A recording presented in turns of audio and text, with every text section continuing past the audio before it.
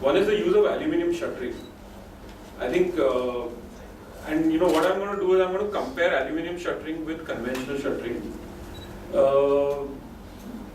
The idea is that, you know, aluminum shuttering, obviously, I don't know if a lot of people may have heard about it, but it gives you a faster speed of construction. You actually make one form which has your beams, you know, your walls, your slab, everything is in one form. It reduces, there's hardly any brickwork, plaster which is there, and obviously it increases the carpet area by 2 to 3%. You know. There are limitations. Cost, I think, is the biggest limitation. It costs around 1200 rupees a square foot initial, but when you start looking at the number of repetitions, I think it starts making economic sense, and it works very well when you're doing very large projects. I think that's the whole idea, that if Surat is going to look at larger projects in the future, I think these technologies need to be implemented and will get implemented. This is just some photographs of aluminum shuttering. I mean, as you can see, the whole thing gets formed and then you pour the concrete in the aluminum form. Even staircases get, you know, formed with aluminum shuttering. The idea is that you can't use aluminum shuttering everywhere.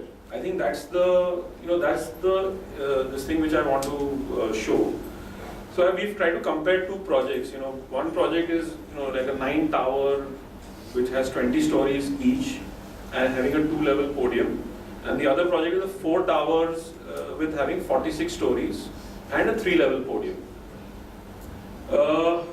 See, when you look at aluminum formwork, you have to see how many repetitions you can get to make it economical. Normally, I think they say 90 plus repetitions is what you really require to make it economical. But what we've done is, in this particular project, we've taken 3 buildings, A, B and C, as one set of aluminum shuttering.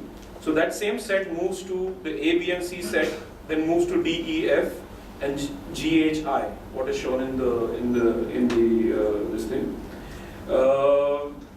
The limitation here is that I can't buy too many sets. So obviously what happens is that I am limited by, you know, economically it doesn't make sense to go beyond a certain point to buy sets. But when you look at the same thing as a conventional shuttering, I have the flexibility today of starting 9 buildings together, 5 buildings together, 8 buildings together, whatever I want in this kind of scenario. So obviously there is a difference in this. And what we found is that it made more economic sense not to use aluminum shuttering in this case A, and go for conventional shuttering, because it saved almost 4 months by using conventional shuttering. But when we looked at the second project, which is you know, 46 stories, you know, it's a very tall building. It gives a lot of repetitions. I think we found that we were saving 6 months by using the same, you know, this kind of. So you need to have a look at the project and then take a decision whether you really need to use this technology or not. I think that's the key out here. So as I said, project B is well suited for aluminum shuttering, and you know, conventional shuttering was good for project A.